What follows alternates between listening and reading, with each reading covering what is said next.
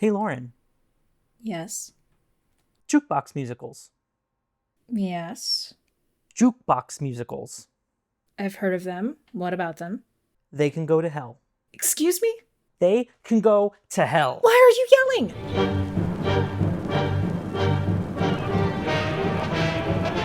Because I'm mad.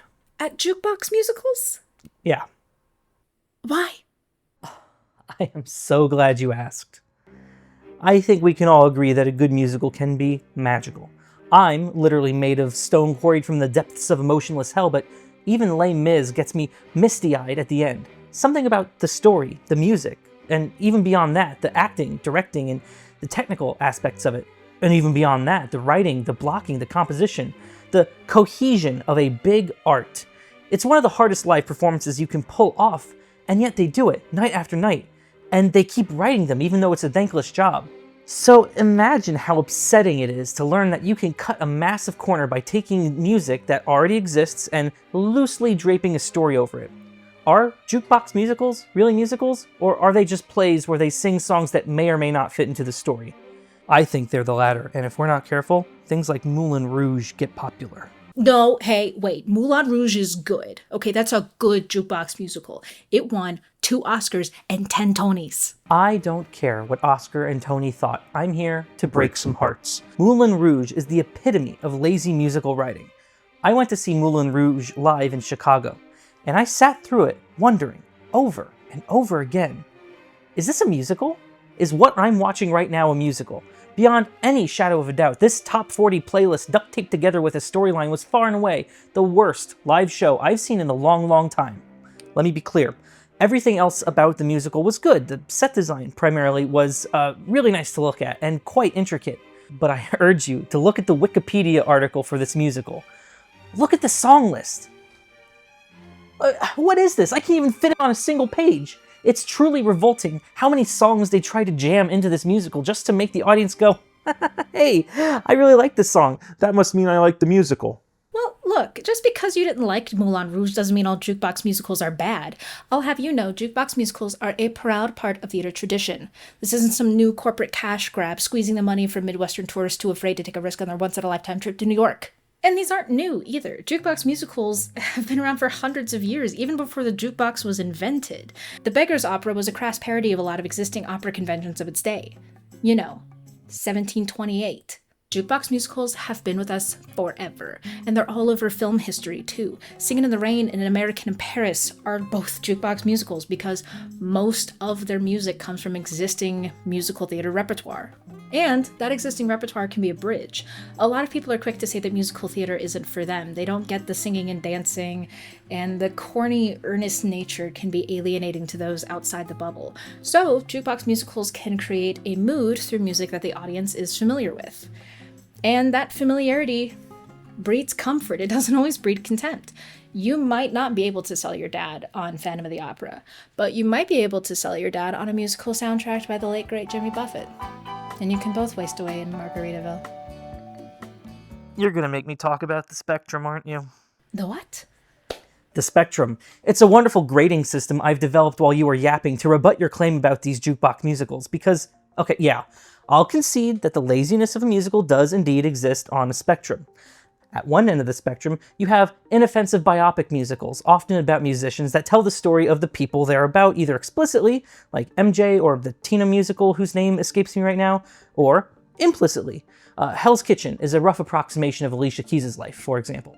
Usually when it comes to the story of a singer-songwriter with some sort of hardship or strife that's worth a story being told, it's likely that their music is reflective of that struggle. Or, at the very least, the musical can make it look like it was reflective of that struggle. Because we're telling the story of said struggle, you can chronologically step through a subject's catalog and put their story around it, and it'll probably roughly make sense.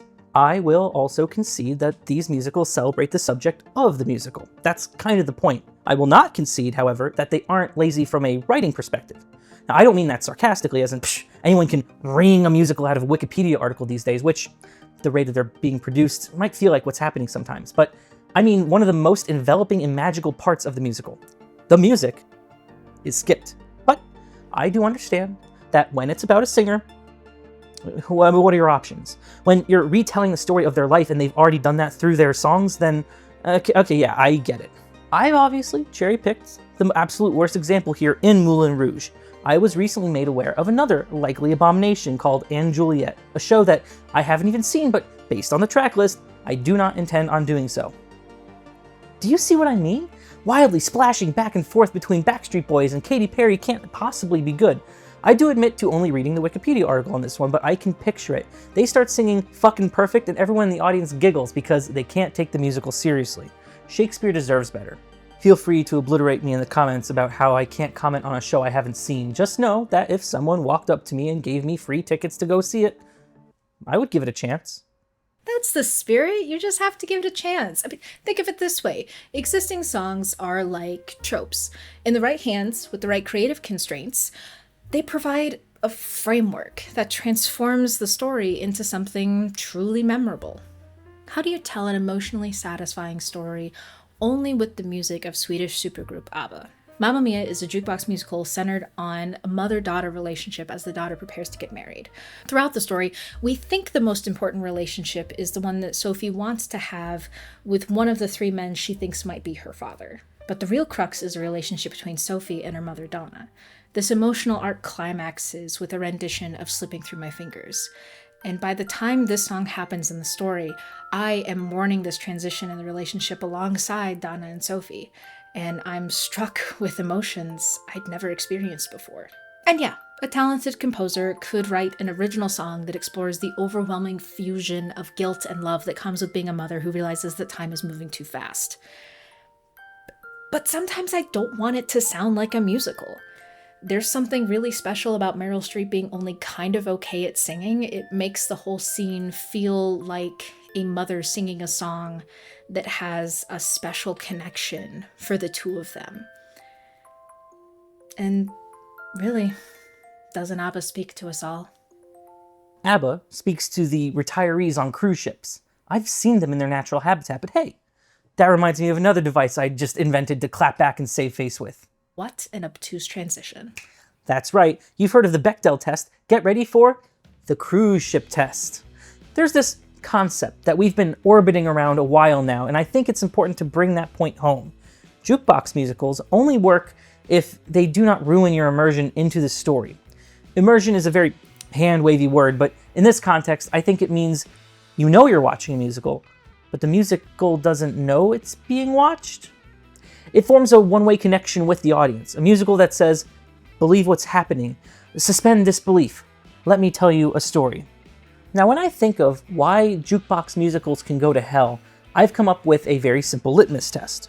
While watching something you suspect of being a bad jukebox musical, ask yourself, is this something you'd see after dinner in the main theater of a cruise ship?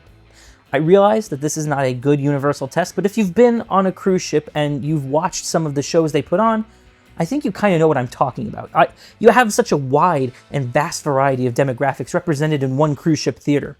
You have to appeal to everyone there. Sure, you could do some abridged classic like Grease or Hairspray, but you can only store so many set pieces on a boat. The onboard director wants to do something original, something that you can only see on the boat so as to make it a selling point of the voyage.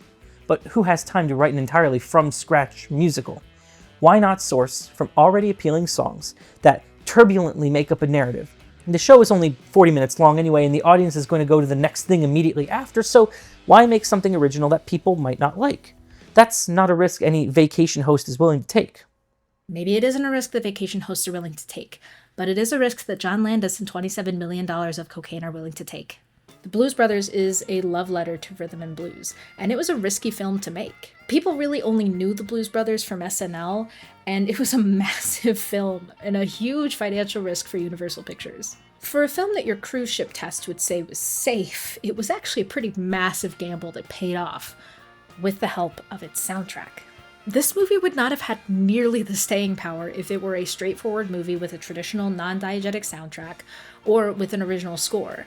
It goes to show that building a good soundtrack is a skill that takes a lot of time, thought, and cocaine to get right. But I'm not implying that jukebox musicals don't try hard to be good.